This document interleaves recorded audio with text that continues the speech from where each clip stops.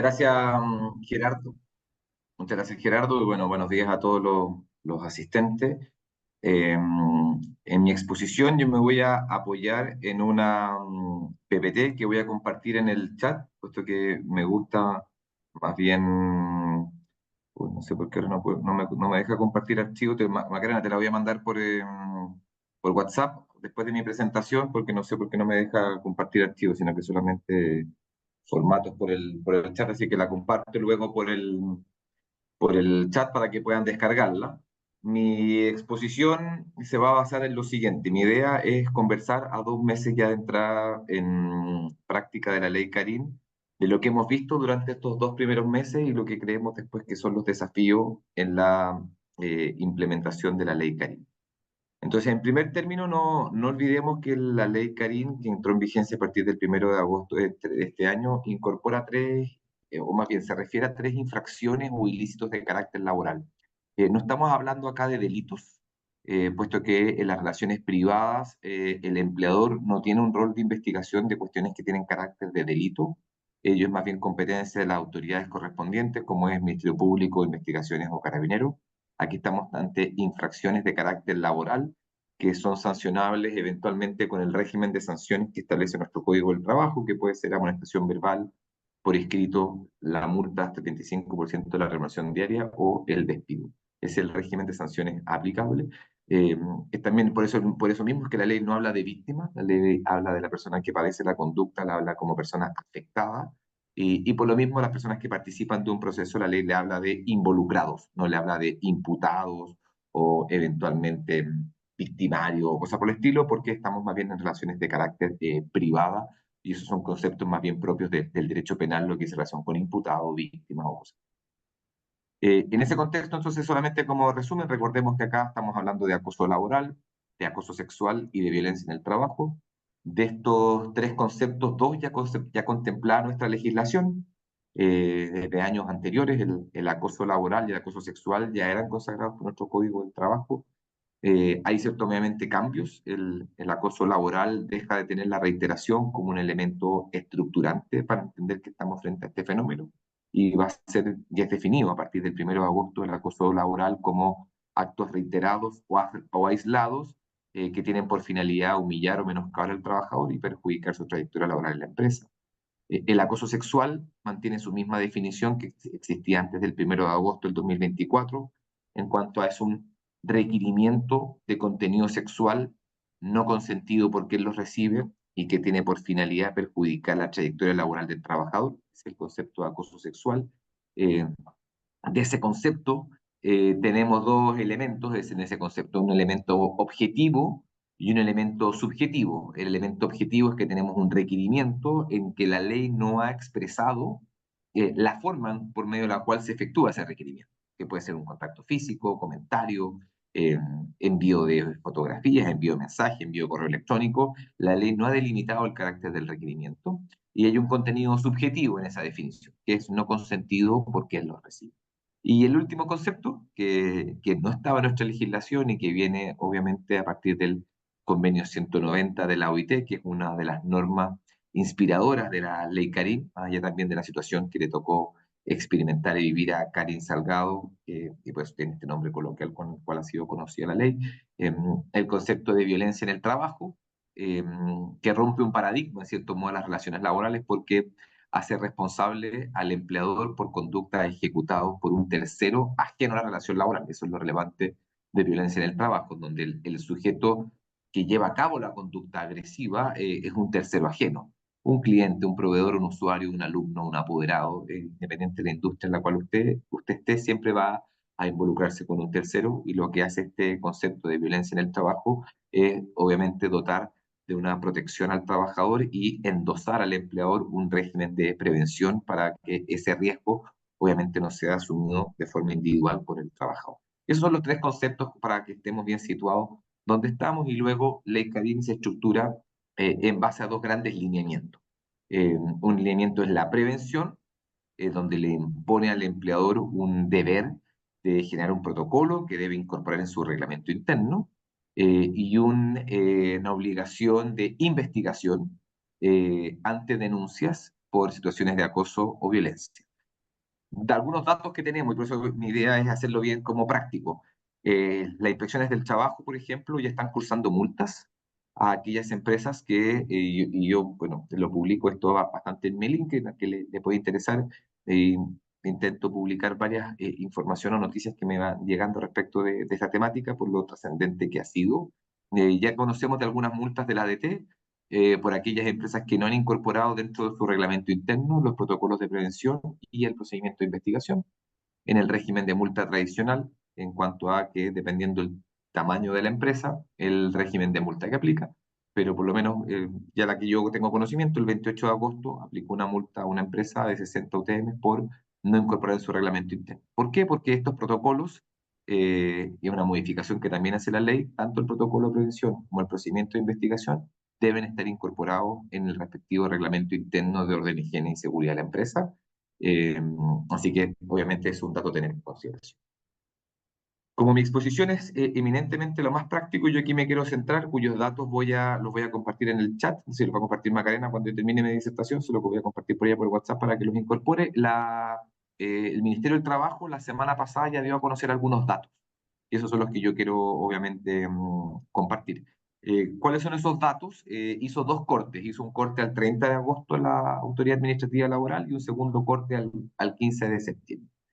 El primer dato que me interesa a mí abordar es el dato respecto de lo que se denomina la atención psicológica temprana. Voy a mencionar en qué consiste eso. Eh, una de las obligaciones del empleador cuando estamos en la lógica del segundo lineamiento de la ley Carin, que son las investigaciones, una de sus obligaciones es adoptar medidas de resguardo respecto a los involucrados. Estas son medidas esencialmente transitorias, dinámicas, porque pueden cambiar dependiendo si son proporcionales a la denuncia que se ha puesto en conocimiento, son de decisión del empleador, puesto que se hacen en virtud de un deber de resguardo y de cuidado que tiene que hacer el empleador, y como es una obligación del empleador, no requeriría consentimiento de los trabajadores involucrados para su puesta en ejecución, y es de debido cumplimiento respecto a los involucrados. La define el empleador y la ley da, en cierto modo, un listado no cerrado, es un listado que puede ser abierto de separación de los puestos de trabajo, separación de los turnos, separación del lugar de prestación de los servicios, y indica la ley que una de ellas también puede ser lo que se denomina la derivación a atención psicológica temprana a través de los programas que tienen las mutualidades de la ley 16.740. Esta atención psicológica temprana es una atención psicológica, obviamente, otorgada por las mutualidades, que tienen por finalidad, en cierto modo, evitar un agravamiento en la patología que puede estar experimentando un trabajador. Sobre esto ha existido de la atención psicológica temprana, yo en distintos foros en los cuales he estado indicado este tema, porque una postura es que esta atención psicológica temprana es una medida de resguardo obligatoria en todos los casos. Eso es una postura, es decir, recibida una denuncia, sí o sí a un trabajador hay que derivar atención psicológica temprana para que haga la mutualidad esta respectiva atención de contención, y eventualmente, según los análisis que haga la respectiva mutualidad, puede derivar incluso después en un estudio de enfermedad profesional. Y una segunda postura, yo me inclino en esta segunda postura, es que es una medida de resguardo complementaria que va a aplicarse según el grado de afectación, seguridad y gravedad de la denuncia, y que no operaría en todos los casos porque, o si no, se trataría de una medida de resguardo de obligado cumplimiento, y mi percepción y mi forma de aproximación a las medidas de resguardo es que esta se ejecuta en ejercicio de las facultades de administración que tiene el empleador y ponderando, obviamente, la situación en la cual se encuentra el trabajador. Bueno, respecto de eso, los datos que tenemos hasta la actualidad es que las mutualidades durante el mes de agosto prestaron 1.852 atenciones psicológicas tempranas, donde un 73% corresponden principalmente a mujeres. Y de este mundo de las 1.852 atención psicológica temprana, un 80% son respecto de denuncias por situaciones de acoso laboral, un 6% por situaciones de acoso sexual y un 13.2% derivadas por situaciones de violencia del trabajo. Yo en la PPT estoy compartiendo la misma formato de plantilla de la Autoridad Administrativa Laboral, quiero ser fidedigno con el uso de la información, y hago también entonces ese warning inicial. Esto no es plagio, ¿no? Sino que más bien estoy citando la fuente en la cual me estoy basando para hacer esta exposición. Y es lo que dice relación con septiembre, y ya iban 1.170 atención psicológica temprana. Es decir, esos son datos que efectivamente han otorgado las mutualidades. Ahora, en cuanto a datos, de lo que tenemos de datos de casos que han ingresado a la inspección del trabajo, recuerde usted que cuando estamos en lógica de ley Carín, en procedimiento de investigación, el trabajador afectado puede o recurrir ante su empleador directo o puede ir directamente hasta la inspección. Los datos que tenemos hasta agosto es que se ingresaron 4.840 casos. Estos son los datos que reportó la autoridad, el Ministerio del Trabajo la semana pasada, y ahí se hace un desglose de cuántos corresponden a denuncias presenciales, cuántas online y cuántas derivadas por empleadores. Y lo que interesante resulta acá es que de esas 4.840 hay una etapa de precalificación que hizo la autoridad administrativa laboral. Por tanto, de esas 4.840, eh, finalmente quedaron en 3.844 casos, que corresponde a un 79% respecto al total ingreso. Y ahí es relevante, y nosotros ya hemos hecho la solicitud de la autoridad administrativa laboral de saber cuáles son los criterios de ese, en cierto modo, admisibilidad previa que se está haciendo. Porque si uno analiza la ley, no existiría en principio un trámite de admisibilidad del contenido de la denuncia. Sí conocemos hasta la actualidad que la autoridad administrativa laboral ha fijado en cierto modo dos grandes criterios de una especie de admisibilidad, lo cual en cierto modo ya nos va fijando posturas. Yo tenía mi percepción inicial que acá no había trámite de admisibilidad, pero la Inspección del Trabajo lo está haciendo. Uno, respecto a un plazo previo, si los hechos ocurrieron más allá o no de 60 días, y si estos han sido continuos o no. Y segundo, una especie de ponderación respecto de la suficiencia del relato para ver si estamos ante una situación de acoso laboral. Y eso en cierto modo es novedoso porque si uno analiza la ley, no existirían trámites ni de admisibilidad ni de mediación por parte de la autoridad administrativa laboral. Así que esos son datos que yo les dejo para que ustedes puedan verlo, tanto lo que iban al corte al 31 de agosto como respecto de la primera quincena de septiembre. Esto ha superado obviamente el análisis inicial que se tenía de proyección eventualmente de casos. Y habrá que ver si esto se mantiene en el tiempo o si después se agarra un cierto criterio de normalidad. Y lo último a lo cual yo quiero referirme, para después quizás en las preguntas y después de lo que comente Gerardo y Rodrigo, eh, es que yo dejo en la presentación lo que creo que es un tercer gran pilar de Ley Carín. Yo les mencioné que Ley Carín está estructurado en base a dos grandes pilares, que es la prevención y la investigación, pero lo que nosotros hemos sustentado que un tercer gran pilar es lo que nosotros hemos denominado la gobernanza, es decir, las formas en que las empresas administran y gestionan la información de lógica de ley Carín, en el entendido que estamos frente a una ley que también tiene un cambio cultural porque la conflictividad se sitúa con trabajadores que mantienen sus relaciones laborales vigentes. Y el empleador no puede esconder la cabeza, el empleador tiene un deber de investigación, un deber de imparcialidad, de celeridad, de perspectiva de género, y eso es un cambio cultural en Chile porque implica que se convive con conflictividad cuando quienes están conflictuados mantienen sus relaciones laborales vigentes. Y cuando uno investiga, desde la lógica de la empresa, uno administra expectativas de las personas involucradas y también administra expectativas respecto de aquellas personas que están mirando y observando cómo la empresa resuelve sus conflictos internos. Entonces, en esta lógica de la gobernanza, que es el tercer pilar que nosotros hemos hablado, nosotros en esta PPT que voy a compartir, exponemos que a lo menos el empleador tiene que adoptar 12 decisiones que son relevantes. Por eso nosotros hemos hablado de esta gobernanza, que este nivel de decisiones no recaiga en una sola persona o en una sola área, sino que en algo transversal, que esa persona que participa en esta instancia de gobernanza de Ley Carín midan las aptitudes de personas con habilidades blandas, pero también con personas que conozcan el giro de la propia actividad de la empresa, porque son 12 decisiones y se las detallo a grandes rasgos. Si transcurrieron más o no de 60 días desde ocurrencia de los hechos, si usted adopta eventualmente ese criterio, si los hechos son laborales o son extralaborales, quién va a decidir cuáles son las medidas de resguardo a aplicar, quién va a decidir si la investigación se hace internamente o externamente, quién va a decidir qué investigador lleva a cabo el proceso, de qué manera se va a decidir eventualmente el régimen de sanciones, qué se va a hacer cuando un trabajador, por ejemplo, se retracte de una denuncia inicial. Es decir, hay hechos sobre las cuales hay que gestionar y tomar decisiones, y nosotros creemos que la gobernanza es un pilar sumamente relevante que tiene que adoptarse. Y el segundo concepto que hemos acuñado, y con esto culmino, este concepto del día 76. Eh, si uno analiza la ley, esto es un concepto que hemos creado nosotros, este no está en la ley obviamente, la investigación cuando la hace el empleador debe tomar 30 días, luego esa investigación se remite a la inspección del trabajo, que tiene 30 días para dar su parecer, y luego se gatillan 15 días para que el empleador aplique el régimen de sanciones que viene propuesto en la investigación del investigador. Ahí debiésemos tener más o menos 75 días. ¿A qué nosotros nos referimos con el día 76?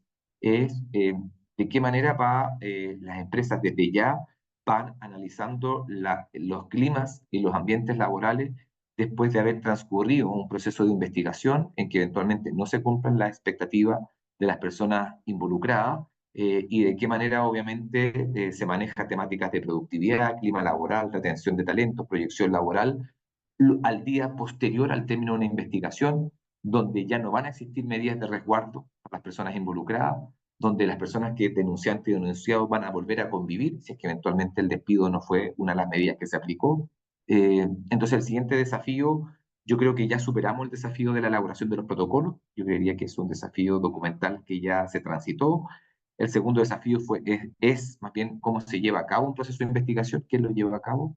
Pero creo que el tercer desafío que hay que ir vislumbrando y que más o menos en plazo eso debiese ocurrir durante quizás la primera quincena de noviembre es cómo se convive post un proceso de investigación para aquellas empresas que quizás no tengan músculo o no tengan experiencias previas en análisis de procesos de investigación. Entonces, eso es lo que a mí me interesaba abordar desde un punto de vista de descripción y análisis de la ley Karim con datos concretos y con estas dos grandes líneas de gobernanza y del día 76. Y como les digo, voy a compartir por el chat la PPT y también ahí dejar también disponible mi correo por un caso de duda o consulta.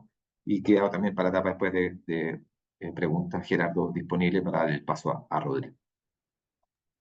Perfecto, muchas gracias Jorge, muy claro y lo importante que ya hay cifras, ya son cifras iniciales, son cifras preliminares, pero son cifras que también nos van dando la dimensión de cómo esto está siendo implementado. Y uno, la implementación por el lado de las empresas y otro también de las personas que están realmente haciéndose cargo de estas denuncias. En relación a las presentaciones, más allá de que las vamos a disponer en el chat, no se preocupen porque nosotros después del webinar vamos a enviarles un correo con las presentaciones e inclusive también con la grabación del webinar para que queden con ese material. No se olviden de que está el chat para que puedan ir haciendo preguntas, ya sea para Jorge, para Rodrigo o para mí en su momento, ¿ya? Ahora voy a dejar a Rodrigo Millas para que nos cuente un poco esto desde la mirada ahora de las empresas, desde la mirada de un área de personas, cómo esto está siendo implementado. Adelante, Rodrigo. Súper, muchas gracias. Macarena, no sé si me puedes ayudar con la presentación.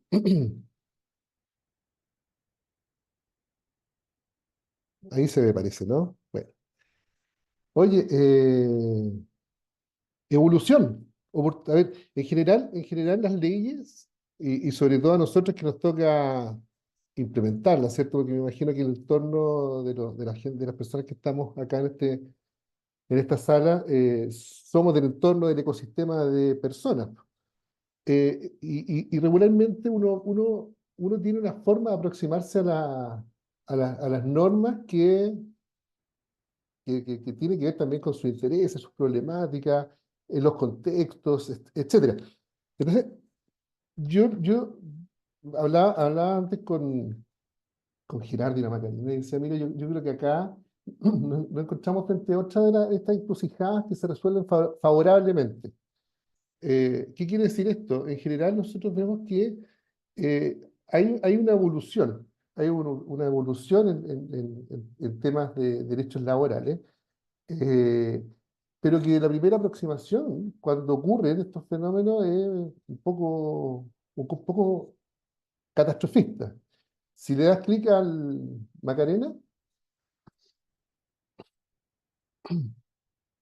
eso. Tenemos varios ejemplos nosotros en la historia, y quiero hacer un recuento así, pero del primero que afloró. No sé si ustedes se acuerdan, pero la ley antitabaco del año 95, muchos de ustedes son muy jóvenes, pero lo hemos visto en las películas, ¿cierto? Se podía fumar en los hoteles, en los hospitales, en el avión, en la micro, ¿cierto? En las salas de clase. Y por supuesto también hay que fumar en la oficina, po. Yo era de los que fumaba en la oficina. Y por lo tanto, cuando surge la ley antitabaco, lo primero que dijimos, pero ¿cómo se le ocurre? Pues es tan agradable, ¿cómo voy a bajar al primer piso a fumar a la calle? Esto es una exageración. Y ahora, ¿quién podría negar el beneficio de la ley que te prohíbe fumar en espacios cerrados, por ejemplo, obviamente en la oficina? Generó todo un problema, generó un problema. Tuvimos que generar normativas, tuvimos que generar un reglamento, etcétera, pero al final se resolvió favorablemente y hoy día nadie podría discutir que la ley anti-tabaco es un beneficio. Luego, otra idea que surgió, el seguro de Santía, 2001. Ojo con la antigüedad de las cosas, no es tan antiguo. ¿Ah? Oye, ¿por qué la empresa va a tener que pagar por ex trabajadores, por el beneficio que van a recibir ex trabajadores? ¿Qué va a pasar con los costos de la empresa? Lo que se generó en esa oportunidad fue bastante complicado, pero ¿quién podría hoy día negar el beneficio de contar con una ley que entrega un seguro de Santía? Hoy día estamos discutiendo las 40 horas, pero nos olvidamos rápidamente que el 2005, o sea, hace pocos años atrás, trabajamos 48 horas. Y cuando bajamos 45, nuevamente, o sea, oye, ¿qué va a pasar con los costos de la empresa? Esto va a generar cesantía. eh, ¿Cómo vamos a llenar los turnos? Un poco la misma discusión que tenemos hoy día para las 40 horas, pero nuevamente, ¿quién podría discutir que trabajar 45 horas es mejor que trabajar 48 horas con baja productividad? Ley de inclusión laboral. Oye, ¿de dónde vamos a sacar gente para contratar? No estamos preparadas las empresas para incorporar personas con algún tipo de discapacidad. ¿Cómo voy a estructurar esto? Culturalmente no estamos. Oye, pero la ley del 1% de inclusión. ¿Aló? No sé si me caí, ¿está bien? ¿No? ¿Vas bien, Rodrigo? Perfecto. Es Muy que bien. me fui a negro en las pantallas. No, todo bien. Eh, Perfecto. Entonces, aquí resaltó. Ya. Entonces, hoy día, la ley de inclusión, ¿quién podría negar el beneficio que ha traído no solamente a las personas, ¿cierto? Que, ¿cómo se llama? Se han incorporado a la empresa, sino que los entornos familiares y a la sociedad en general. Nosotros, como ejemplo, cuando nace la ley nos generó una serie de dificultades, las mismas que tuvieron todas las empresas, lo más probable, quizás algunas mayores. Sin embargo, a poco andar empezamos a ver los beneficios de la ley y dijimos, mira, ¿sabes qué? Como empresa, el 1% no nos queda cómodo. Vamos a ir a una meta del 2%.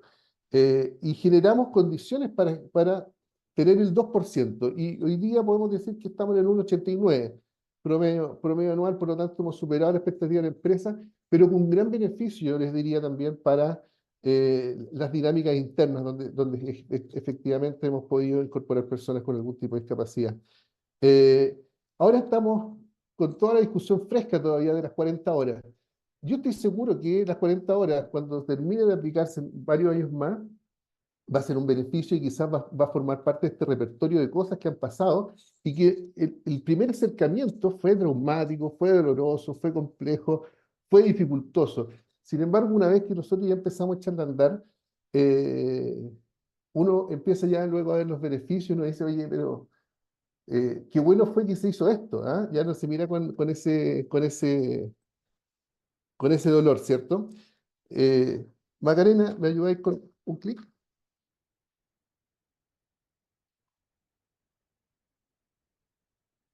Eso, ahí. Bueno, esa es mi foto.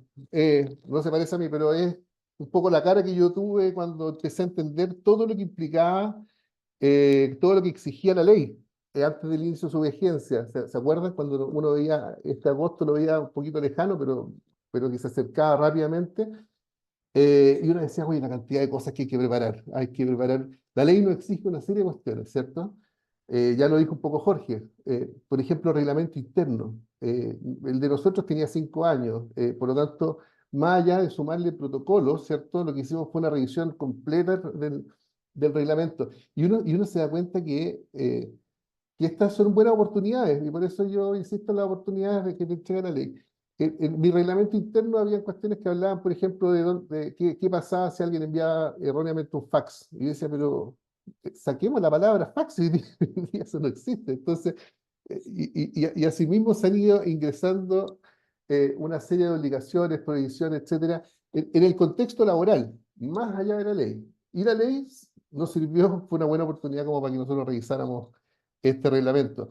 Los protocolos de prevención y acoso y violencia en el trabajo no solamente era contar con los protocolos, ¿cierto? Sino que también cómo se iba a estructurar el trabajo, cómo iban a funcionar, en nuestro caso, un comité de prevención, luego las comisiones investigadoras, cómo íbamos a canalizar cada uno de los tipos de denuncias que pudieran llegar.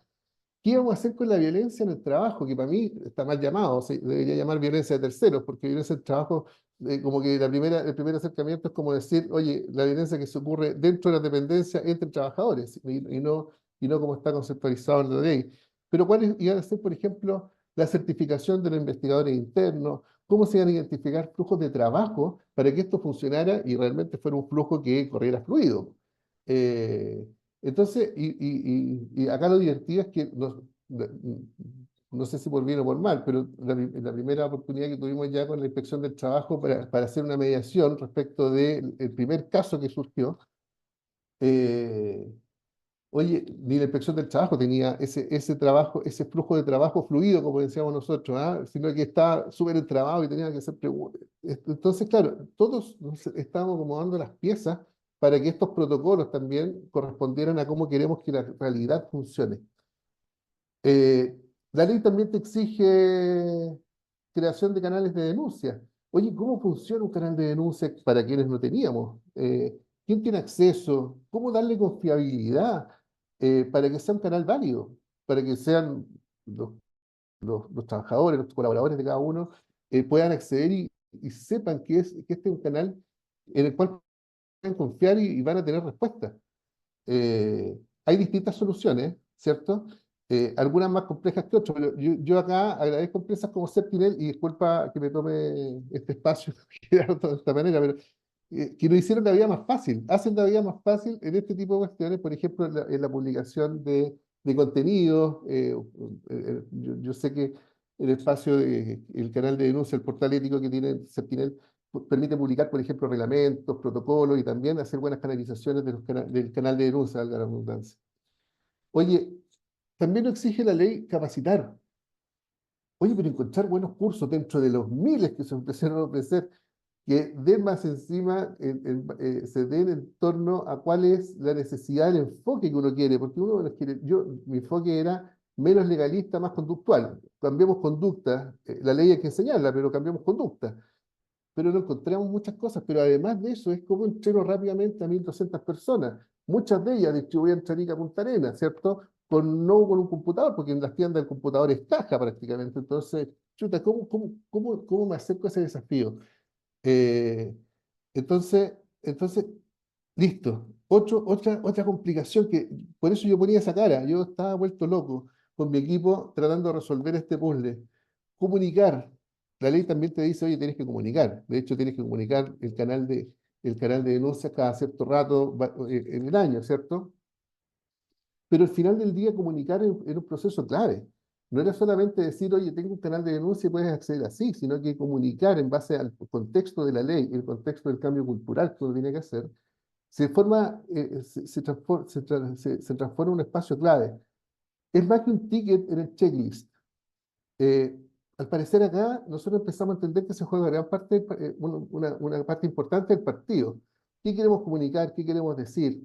qué mensajes queremos que nuestra gente reciba de nosotros, de la empresa?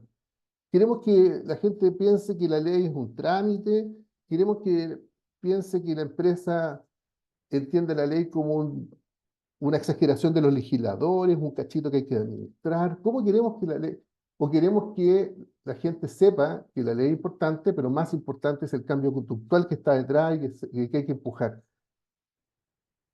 Entonces, bueno, además de todo esto que me dejó como atribulado y a nuestro equipo corriendo varios meses en realidad, yo les diría que lo primero, hay que contar con medios adecuados para difundir y gestionar todos los requerimientos de la ley, por ejemplo, el portal ético, ¿cierto? O el canal de denuncia a través de un portal ético como el de Septinel. Eh, y lo otro importante, y que es como que siempre se nos queda abajo de la manga, es, oye, tenemos que contar con todos los medios que acrediten el cumplimiento de la ley. Porque acá no basta solamente con cumplirlo, sino que parecerlo. Tenemos que tener todo firmado, tenemos que tener todas las hojitas, todas las certificaciones, los cursos tienen que estar certificados para que el día de mañana, como ya han llegado a golpear la puerta, nos digan, oye, ¿sabéis qué? Ya, cumplieron, ¿cierto? Eh, ¿Me ayudas con un clic, Maca? Pero como lo dice como lo decía la lámina, oye, la ley ya a esta altura superó su etapa de preparación. Todavía podemos estar afinando algunas cosas, ¿cierto? Ya superó la etapa de implementación. En general, ya todos deberíamos estar montados con reglamentos, protocolos, todo lo que dijimos, ¿cierto? Capacitación, etcétera. Ya superó la etapa de preparación. Por lo tanto, entramos en el terreno de la realidad, como lo digo yo. ¿Ah? Es decir, ahora estamos jugando el partido con la ley. Pero la invitación acá, yo creo que es a cambiar los paradigmas, ¿cierto? Eh, Porque tal como lo decía la primera lámina, la oportunidad es que nos entregan las leyes, ¿cierto? Y que hay que verlo desde esa perspectiva, independiente de la cantidad de problemas que nos cueste el echarlas a andar, ¿cierto? Eh, ¿Cuáles son las oportunidades que yo veo que nos entrega la ley Karin? Lo primero es que ya superada la etapa de la ley, lo primero que tenemos que ver ahora es que ojalá nadie la use. Yo creo que eso es lo que queremos. ¿Ah? Ojalá que la gente no se vea empujada, no se vea necesitada a utilizarla. Ahora, ¿cómo logramos eso? Suena fácil, por una salida muy compleja, que es aprovechar, o sea, tratar de hacer que la ley, Karin, sea una buena oportunidad para que tengamos espacios saludables de trabajo al interior de la empresa. Ahora, qué chuta, qué son espacios saludables, porque ya está como, no está como fácil de tomar la idea. Bueno, para mí, relaciones saludables tiene que ver con básicamente generar relaciones laborales que sean adecuadas a entornos laborales. Chuta, ya. ¿Cómo se logra relaciones adecuadas? Porque uno dice, mira, efectivamente el entorno laboral te exige relaciones adecuadas. Antes uno estaba acostumbrado a relaciones que muchas veces eran muy inadecuadas en muchos aspectos y por lo tanto yo creo que la ley tiene que trabajar justamente en culturalmente, tratar de adecuar las relaciones, hacerlas laboralmente adecuadas. Y acá cobra una especial eh, significancia la palabra respeto. Oye, pero tan fácil la palabra, tan simple, pero tan interpretable, po.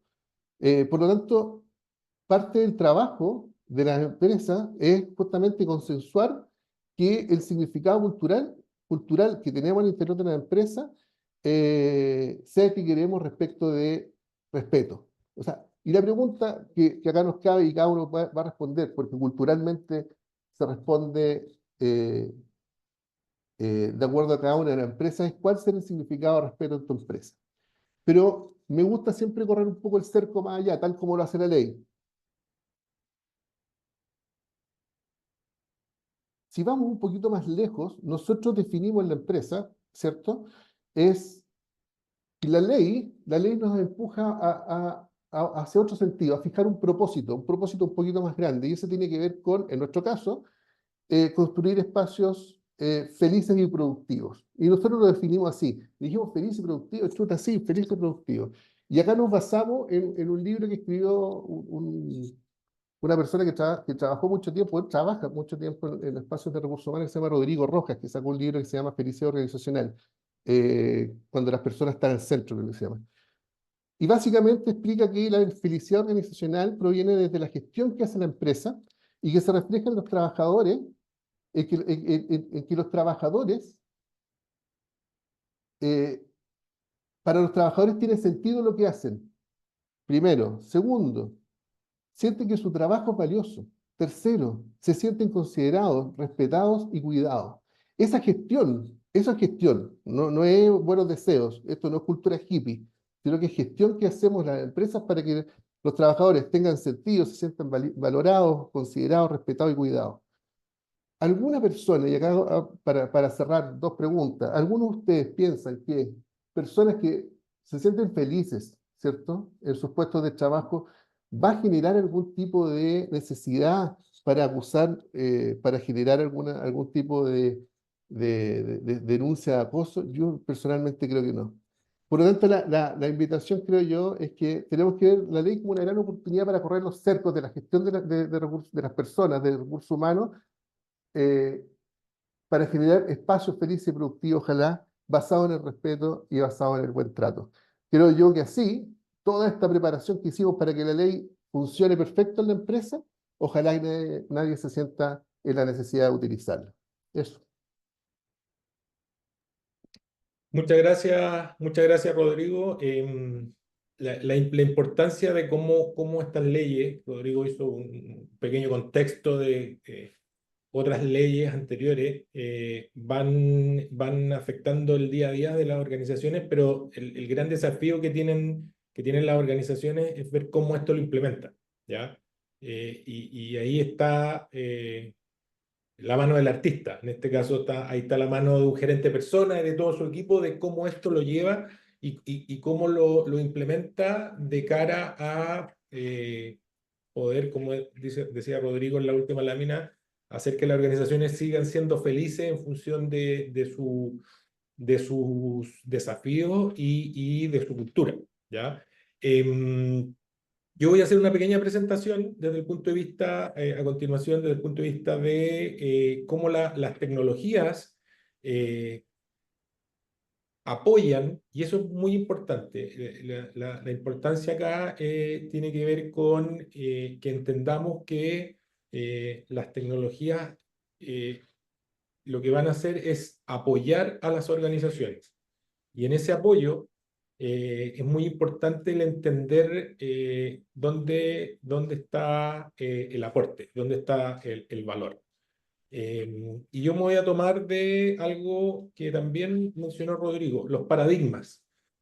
¿Cuál es el paradigma de la tecnología en el contexto de los temas que estamos tratando? En el contexto de los temas legales, en el contexto de la tipología de la ley, en este caso denuncias, llevado a las organizaciones. Uno de los paradigmas y que se conversa y que es una realidad es que todo lo podemos desarrollar internamente. No nos preocupemos, esto es algo que sí hay que implementar. Quizás van a aumentar el número de denuncias a nivel de las organizaciones y eso ya lo estamos viendo y ahí Jorge nos aportó con cifras reales, cifras, digamos, formales, porque esto está con cifras del Ministerio del Trabajo, más las cifras que están entregando las mutualidades. Pero el problema es que el desarrollo interno ya no es suficiente, porque lo que se está pidiendo tiene que ver con confidencialidad, anonimato y que estas denuncias realmente sean gestionadas. Y ahí es donde entra un tema. ¿Hasta dónde un desarrollo interno, un desarrollo propio, inhibe que colaboradores, pero no olvidemos de terceros que también pueden denunciar, en este caso clientes, consumidores, proveedores o terceras partes relacionadas, van a realmente querer hacer estas denuncias entendiendo que lo que hay es un correo o el famoso teléfono rojo. Teléfono rojo que lo levantaba o que lo levanta, todavía hay organizaciones con el famoso teléfono rojo, alguien de la organización, con nombre, apellido y con cara. Yo creo que nadie o muy pocos de nosotros haría una denuncia sabiendo que hay un tercero relacionado que no nos genera confianza, y eso es real. Los correos de denuncia son correos que pueden ser vistos por cualquier persona en la organización, si es que se abre la ventana y se disponibiliza. Es decir, no hay confidencialidad, no hay anonimato. No lo necesito, mi nivel de denuncia es muy bajo. Entonces aquí viene una pregunta. ¿Mi nivel de denuncia es bajo o lo que quiero es evitar recibir denuncias? Y ahí hay un tema que es propio y es propio del análisis que debe hacer cada organización. ¿Nos vamos a tomar en serio la implementación de esta ley en particular y de todas las leyes y normativas que están en función de la protección de los trabajadores en las empresas? ¿O solamente lo voy a hacer por cumplir? Y ahí es una definición que debe tomar responsablemente cada organización. Un tercero no es capaz de asegurarme el anonimato. Eso también es un paradigma que hoy día no ocurre. Hoy día la tecnología que se está utilizando, y más aún, tecnología que está siendo soportada por eh, herramientas asociadas a temas de ciberseguridad, que es otro tema, pero que se relaciona con el mundo de la tecnología, sí puede asegurarlo. Cosa que un desarrollo interno o un desarrollo propio no lo puede asegurar. Tiene un costo que no estamos dispuestos a aceptar. Ese es otro paradigma, ¿ya? La implementación de canales de denuncia, de la característica que podría ser el de Sentinel, el que se llama portalético, pero hay otros más, va, según algunos estudios o información que hay disponible, desde una UF al mes hasta 10 o 15 UF, dependiendo del volumen o del número de trabajadores. Entonces, si una organización responsable no está dispuesta a invertir una UF al mes, es como para cuestionarse, ¿ya? Desde el punto de vista de tener una solución que cumpla con el requerimiento. ¿Dónde está el análisis del costo reputacional y de la imagen de la organización? Están saliendo las primeras cifras, pero en unos meses más van a empezar a salir las cifras con nombres de empresas. Y eso va a ser inevitable, ¿ya? Porque hay mucha información que es pública y que van a empezar a salir casos en la prensa, y eso tiene un costo llevado a temas de imagen reputacional que no necesariamente se puede dimensionar en dinero, pero sí es bien complejo para las organizaciones en la exposición. Y un proveedor de tecnología no es especialista en este tipo de temas. No necesariamente se necesita tener especialistas. La tecnología es un facilitador, es una herramienta. Los especialistas son los estudios como donde trabaja Jorge en AZ, que apoyan a las organizaciones en estas temáticas. Los especialistas están en los equipos de las gerencias de personas o las gerencias de recursos humanos de las organizaciones.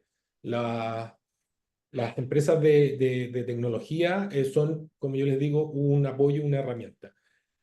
¿Cuáles son los principales atributos que hoy día ustedes, si es que van a considerar el apoyo de tecnología, debiesen tener presente? Que sean cortos tiempos de implementación. Estas son soluciones que se pueden implementar en un mes o en 2 meses como máximo.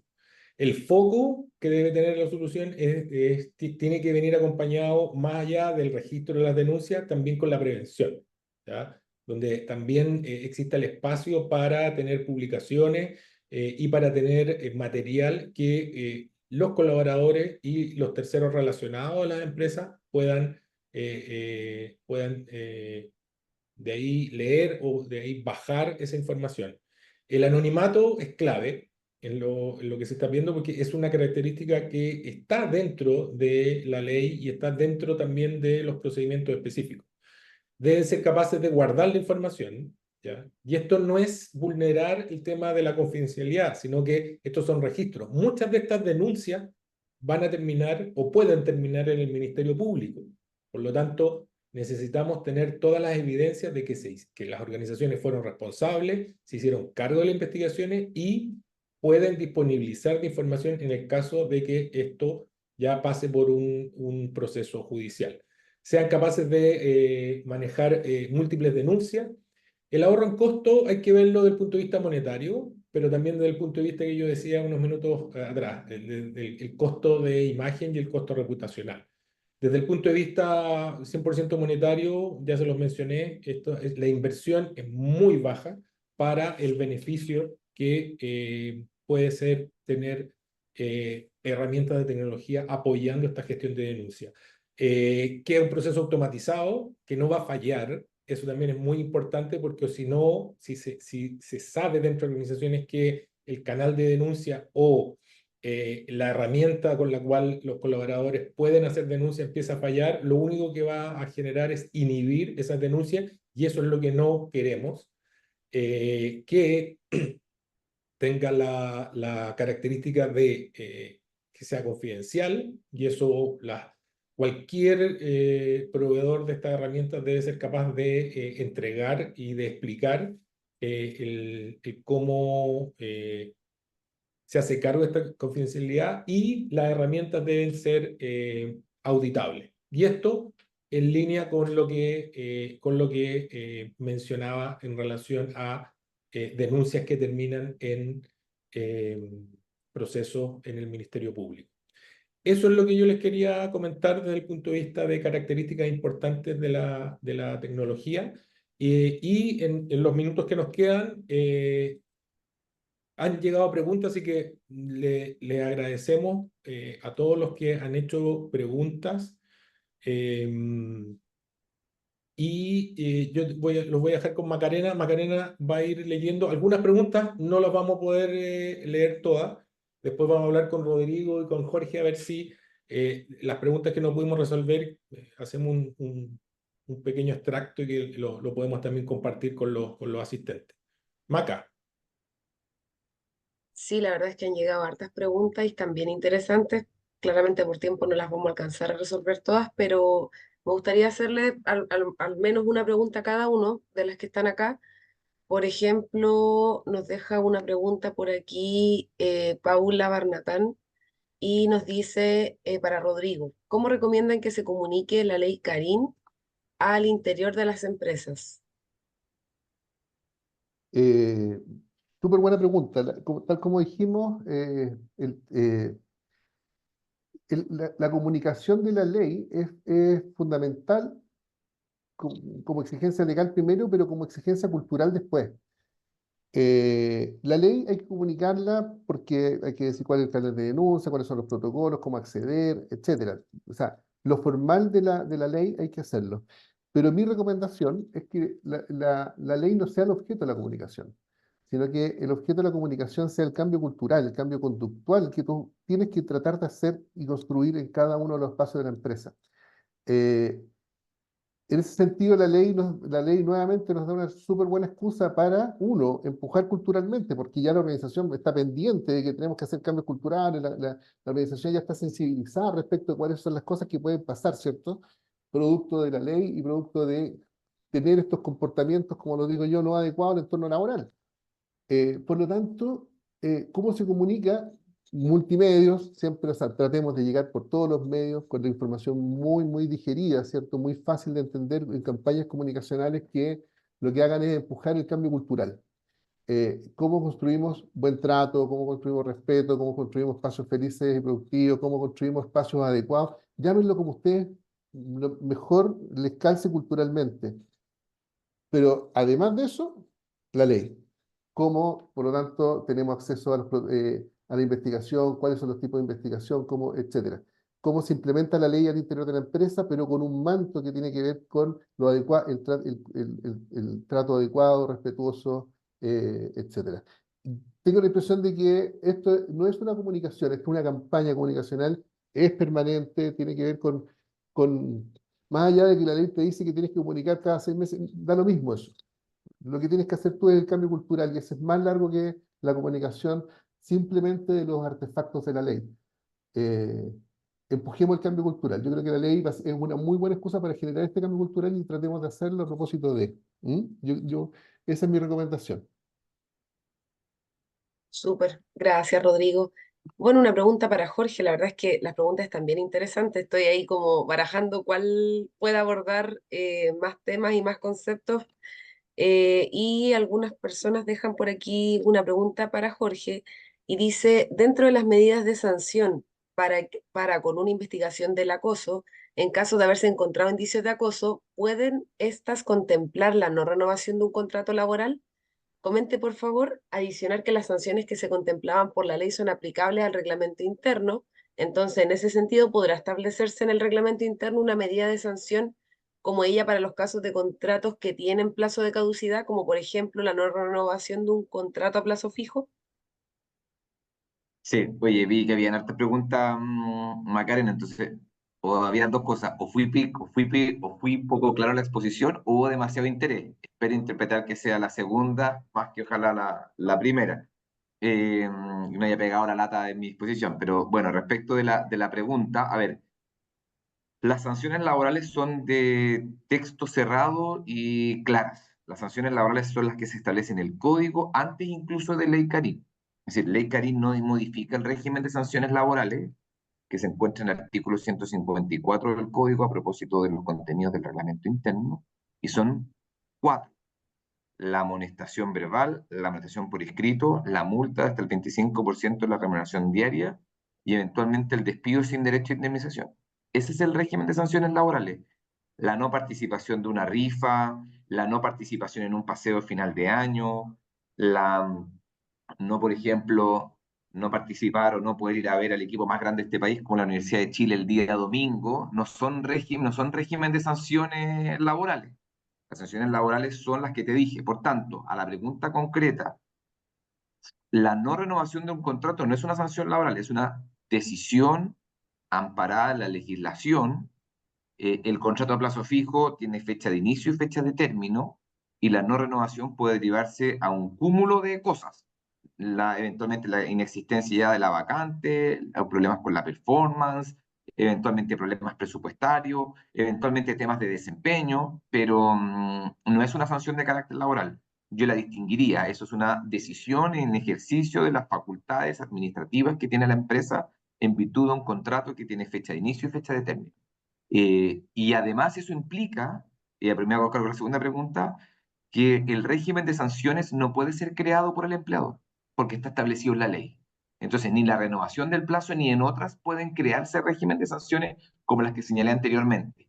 El régimen de sanciones es la que establece la ley y las sanciones no pueden crearse por el empleador. Son solamente esas cuatro que ya mencioné. Súper, gracias Jorge. Y bueno, por último, una consulta para ti, Gerardo. Y nos dejan por acá en el chat. Y dice Ariel Dianta, Gerardo, ¿las denuncias que aplican a la ley Karim pueden ser anónimas? Sí, pueden ser anónimas, se sugiere el anonimato porque con eso, de una forma u otra, se inhibe esta sensación de no querer denunciar porque van a saber que soy yo, pero efectivamente también está la opción de denunciar uno entregando todos los antecedentes. Es decir, lo importante es que deja las dos opciones. Ahora, yo no soy abogado, tampoco soy digamos, ejecutivo de área de persona, pero claro, una denuncia que parte anónima, potencialmente en algún momento, dependiendo de la gravedad, podría dejar de serlo, porque si esto, y ahí tú me corriges, Jorge, pero si esto termina en un juicio, quizás ese anonimato de una forma u otra se pierde, ¿ya? Pero desde el punto de vista de la opción, la opción está de que sea anónima. No sé, Jorge, ahí si me quieres complementar. Sí, yo ahí tengo una aproximación a propósito de Ley Karim. Una cosa es que tienes un canal de denuncia en que como empleador, a partir de denuncias quieres gatillar distintas acciones, pero a propósito de Ley Karim se moviliza con una denuncia con un denunciante preciso, individualizado y claro. Una denuncia anónima puede dar lugar a otro tipo de acciones por parte del empleador, pero no a un procedimiento de investigación bajo lógica de Ley Karim. La ley Karim requiere que el denunciante, más bien, que la persona afectada tenga la calidad de denunciante, Eso implica que la denuncia anónima no da lugar a ley Karin, la denuncia de un tercero, testigo, por llamarlo así, no da lugar a ley Karin, salvo que cuente con una representación acreditada a través de un documento por parte de la persona afectada que le dé un poder para denunciar. Esto también opera a propósito del sindicato. El sindicato, si requiere denunciar, si hace una denuncia en representación de un afiliado, la sola característica de afiliado no lo habilita para obtener una representación, requiere además un poder expresivo de representación, porque, y con eso termino mi respuesta, porque movilizar ley Karin implica que van a ocurrir cosas, y esto no lo digo desde la amenaza, lo digo desde la cronología de actos. Interpuesta una denuncia, el empleador tiene que adoptar medidas de resguardo que las decide el empleador que transitoriamente van a afectar la forma de prestación de los servicios y tiene que decidir si investiga internamente y remite los antecedentes de la inspección. Por tanto, la denuncia va a tener efectos y es correcto que las personas sepan que van a ocurrir cosas. Entonces, no hay denuncia anónima para movilizar ley Karin, eso no pone en marcha el apartaje institucional. Sí pudiese eventualmente hacerse clima de estudio laboral y cosas por el estilo si uno quisiera indagar si a partir de esa denuncia hay algo, pero no a propósito de ley Karin porque se estaría afectando incluso temática del debido proceso, como es el acceso al contenido de la denuncia y quién me denuncia para poder ejercer mi derecho de defensa como denunciado. Perfecto. Gracias, Jorge, por complementarlo, porque obviamente, y de hecho, habían unas preguntas que llegaron al final que iban en ese sentido, así que muchas gracias por la intervención. En beneficio del tiempo, y dado que el compromiso es que el webinar terminaba a las 10, le agradezco a todos los que han seguido conectados, porque finalmente son muy pocos los que se han desconectado pasadas las 10 de la mañana. Les recuerdo que nosotros vamos a enviarles la información, les vamos a enviar las presentaciones, les vamos a enviar, ahí lo tengo que conversar con Jorge y Rodrigo, a ver si de las preguntas que no pudimos o no alcanzamos por un tema de tiempo a contestar, podemos hacer alguna especie de brief o pequeño resumen para que también todos tengan esa información. Agradecerles su participación, agradecerte, Jorge, tu presentación y la respuesta a las preguntas, agradecerte, Rodrigo, también tu presentación, la experiencia de ustedes en Colgram ojalá nos podamos ver más adelante en alguna otra actividad o en algún otro webinar. Así que muchas gracias a todos y que tengan un muy buen día. Hasta luego, que Chao, estén nos bien. vemos. Adiós.